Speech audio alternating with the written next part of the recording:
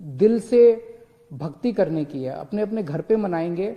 और यही सोच के कई सरकारों ने पब्लिक पॉन्ड में, पब्लिक वाटर बॉडी के अंदर, पब्लिक पानी की किसी भी उसके अंदर छठ पूजा मनाने के ऊपर, गुजरात सरकार ने सूरत में, अहमदाबाद में पाबंदी लगाई है, मुंबई में पाबंदी लगाई गई है, हरियाणा में पंचकुला में पाबंदी लगाई गई है। तो यही सोच के लगाई गई है। मैं क्यों चाहूंगा कि छठ पूजा धूमधाम से ना मना पाए लोग? हम क्यों चाहेंगे? हम तो चाहते हैं कि सब लोग धूमधाम से मनाएं। जब से हमारी सरकार बनी है, दिल्ली के अंदर छठ पूजा मनाने के लिए कितनी तैयारियां करते हैं, सरकार कितनी तैयारियां करती है, सरकार कितना बजट देती है छठ पूजा की तैयारियां करने के लिए। लेकिन इस बार ये महामारी है और आप ही की सेहत के लिए, अपने परिवार की सेहत के लिए हम ये कदम उठाने पे मजबूर हुए हैं। छठ पूजा मनाएं, अपने अपने घर पे मनाएं, बाहर एक साथ किसी भी तालाब या किसी भी ऐसी वाटर बॉडी में एक साथ ना उतरें, क्योंकि अगर हम उतरे तो सबको एक साथ कोरोना हो सकता है। और मेरी फिर से विनती है, छठ पूजा बहुत पवित्र त्योहार है, कोरोना बहुत बड़ी महामारी है, इस पे राजनीति मत कीजिए। आज की डेट में दिल्ली में 7,461 बेड, लगभग 7,500 बेड अभी अवेलेबल हैं। दिल्ली सरकार के अस्पतालों में, केंद्र सरकार के अस्पतालों में, प्राइवेट अस्पतालों में मिला के 7,461 बेड अवेलेबल हैं। लगभग 446 आईसीयू अभी अवेलेबल हैं। 450 के करीब मोटा मोटा मान लेते हैं आईसीयू अवेलेबल है। और सरकार ने आज कुछ अहम निर्णय लिए हैं बेड, कोरोना के बेड बढ़ाने के लिए और आईसीयू बेड्स बढ़ाने के लिए। अभी पिछले हफ्ते हम लोगों ने कोर्ट की इजाजत के बाद लगभग 30-32 अस्पतालों के 80% आईसीयू बेड्स हमने कोरोना के लिए चिन्हित कर दिए थे। अब ये ऑर्डर आज दिल्ली के सभी प्राइवेट अस्पतालों के ऊपर लागू किए जा रहा है कि दिल्ली के सभी प्राइवेट अस्पतालों के 80% आईसीयू बेड्स कोरोना के लिए रिजर्व किए जा रहे हैं। इससे हमें उम्मीद है कि लगभग 300 से 400 और बेड्स प्राइवेट अस्पतालों के अंदर उपलब्ध हो जाएंगे। जो नॉर्मल बेड्स हैं, नॉन आईसीयू बेड्स हैं, आईसीयू के अलावा जो दूसरे बेड्स हैं, वो अभी तक 50% बेड्स प्राइवेट अस्पतालों में कोरोना के लिए रिजर्व थे। अब इनको बढ़ा के 60% बेड्स को कोरोना के लिए कुछ दिनों के लिए रिजर्व किया जा रहा है, जब तक ये महामारी पीक चल रही है। उसी तरह से जितनी नॉन क्रिटिकल प्लैंड सर्जरीज हैं, जैसे आपको टॉन्सिल है, मान लीजिए टॉन्सिल का ऑपरेशन कराना है, डॉक्टर ने कल की डेट दे रखी है, लेकिन वो टॉन्सिल का तो ऑपरेशन अगले महीने भी हो सकता है, कोई क्रिटिकल नहीं है। इसी तरह से कई सारी सर्जरीज होती हैं जिनको क्या कहा जाता है, प्लैंड सर्जरीज। क्रिटिकल नहीं होती, 2 महीने बाद हो जाए, महीने बाद हो जाए, कोई फर्क नहीं पड़ता। ऐसी non critical surgeries, non critical planned surgeries को कुछ दिन के लिए पोस्टपोन करने के लिए सभी अस्पतालों को कहा जा रहा है। और जैसा मैंने कल कहा था कि आईसीयू बेड्स में दिल्ली सरकार अपने अस्पतालों के अंदर 663 बेड्स की और व्यवस्था, नए बेड्स की व्यवस्था कर रही है। और केंद्र सरकार ने 750 आईसीयू बेड्स देने का आश्वासन दिया है। दोनों मिला के मुझे लगता है 1413 और नए आईसीयू बेड्स, केंद्र सरकार के और दिल्ली सरकार के मिला के 1413 और नए आईसीयू बेड्स इससे उपलब्ध हो जाएंगे।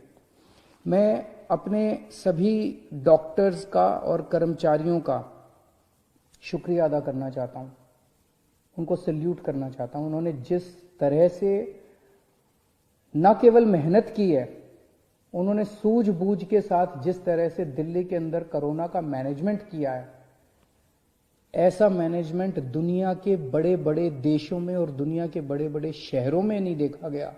जिस तरह से हमारे दिल्ली के डॉक्टर्स ने और कर्मचारियों ने जिस तरह का शानदार मैनेजमेंट किया है।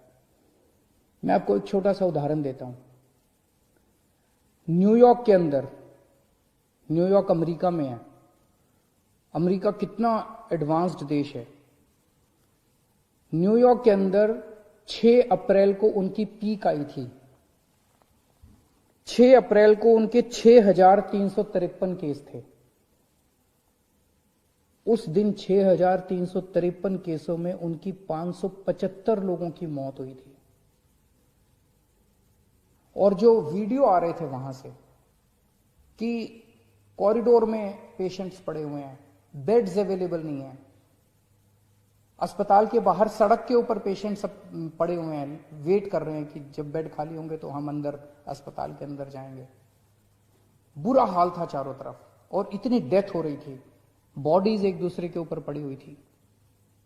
इसी तरह की तस्वीरें स्वीडन से आई थी, इसी तरह की तस्वीरें फ्रांस से आई थी, इसी तरह की तस्वीरें इटली से आई थी। जब बेड्स खत्म हो गए थे, लोग बाहर पड़े हुए थे, लोग जब उनकी पीक आई थी। आज दिल्ली के अंदर लगभग पिछले हफ्ते 8,500 केसेस तक हम पहुंच गए दिल्ली में। लेकिन हमारे डॉक्टर्स ने इतनी शानदार, हमारे मेडिकल सुपरिंटेंडेंट्स ने, मेडिकल डायरेक्टर्स ने, डॉक्टर्स ने, मेडिकल फ्रेटर्निटी ने इतनी शानदार व्यवस्था की है, इतना शानदार कोविड का मैनेजमेंट दिल्ली में किया है कि दिल्ली के अंदर ऐसी व्यवस्था नहीं है। दिल्ली में आज भी 7,500 बेड्स अवेलेबल हैं, आज भी 450 आईसीयू बेड्स अवेलेबल हैं। कॉरिडोर के अंदर पेशेंट्स नहीं पड़े हुए, सड़कों के ऊपर पेशेंट्स नहीं पड़े हुए। इतनी ज्यादा पीक आने के बाद भी 100-125 के करीब डेथ्स हो रही हैं। नहीं होनी चाहिए, ये भी ज्यादा है, इसको कम करेंगे। लेकिन जब आप इतने एडवांस्ड कंट्रीज से कंपेयर करते हो जहां पे बुरा हाल हो गया था, मुझे लगता है हमारे डॉक्टर्स ने बहुत शानदार प्रदर्शन किया है।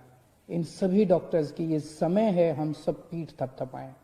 अगर कोई भी आपको डॉक्टर मिले, कोई भी नर्स मिले जो कि कोविड के लिए काम कर रहा है, उसकी एक बार पीठ थपथपा देना, उसका शुक्रिया अदा कर देना, ये बहुत जरूरी है। मैं अभी एलजी साहब के पास गया था मिलने के लिए। मैं एलजी साहब को सारी कोरोना की जो दिल्ली की परिस्थिति है उससे उनको अवगत करा के आया। हम दोनों ने माना कि दिल्ली के अंदर जहां जहां दिल्ली में बहुत सारे लोग मास्क पहन रहे हैं, लेकिन कई लोग अभी भी मास्क पहनते नहीं हैं, तो लोगों को मास्क पहनवाने के लिए कई बार जब कहने से बात नहीं बनती तो फिर थोड़ा सा टाइट करना पड़ता है। तो फाइन अभी 500 रुपए था, इसको बढ़ा के 2,000 रुपए फाइन किया जा रहा है कि जो जो मास्क नहीं पहनेगा उसके ऊपर 2,000 रुपए का फाइन लगाया जाएगा। मेरी सबसे अपील है, इस टाइम मैं दिल्ली के सभी लोगों से अपील करना चाहता हूं, जितनी सामाजिक संस्थाएं हैं, जितनी धार्मिक संस्थाएं हैं, जितनी पॉलिटिकल पार्टीज हैं। आज मैंने पॉलिटिकल पार्टीज को भी यही कहा, मैंने कहा कि आप अपने सारे कार्यकर्ताओं को सड़क पे उतारिए और उनको मास्क देके भेजिए कि वो मास्क बांटे। कोई अगर सड़क के ऊपर मिले जिसने मास्क नहीं पहना हुआ, जितनी धार्मिक संस्थाएं हैं उनसे भी मेरी यही निवेदन है, सबको मास्क बांटिए। अगर आपने मास्क पहन लिया, आपके कोरोना होने के चांसेस बहुत ज्यादा कम हो जाते हैं। तो मेरी सभी संस्थाओं से, धार्मिक संस्थाओं से, सामाजिक संस्थाओं से, पॉलिटिकल पार्टी से सबसे निवेदन है कि अपने अपने कार्यकर्ताओं को मास्क देके सड़क पे उतारिए कि वो मास्क सबको बांटे कि सब लोग मास्क जरूर पहने। अगर आप मास्क पहन लेते हैं तो आप कोरोना से काफी हद तक बच सकते हैं। और अगर आप एक किसी को मास्क पहना देते हैं तो आप ये सोचिएगा कि उसको कोरोना से बचाने का आपको पुण्य हो गया। एक आदमी को आपने कोरोना होने से बचा लिया, इस बात का आपको पुण्य हो गया, इस बात का आपका सुकून मिल सकता है। नमस्कार। उसको कोरोना से बचाने का आपको पुण्य हो गया, एक आदमी को आपने कोरोना होने से बचा लिया, इस बात का आपको पुण्य हो गया, इस बात का आपका सुकून मिल सकता है। नमस्कार।